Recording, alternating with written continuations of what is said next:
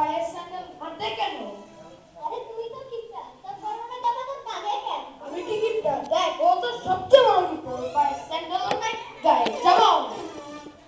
আরে আমি তো কি কিপটা, আমার দাদা সারা বছর এক মাস ঘি গন্ধ শুকে শুকে রুটি খেত, যাতে সারা বছর ঘি শেষই না হতো। রাখ তোর কিপটা দাদা।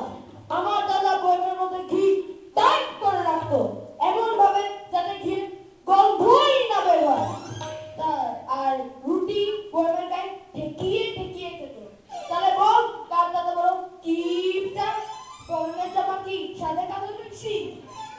ক্ষান্ত হ বন্ধুগণ, আমার দাদা কি করতো জানিস? বলতো কি করতো? বয়ম ভরা ঘির যে ছায়া করতো না, সে ছায়াতে রুটি ভিজিয়ে ভিজিয়ে খেত, যাতে ঘি নাই দেখা যায়।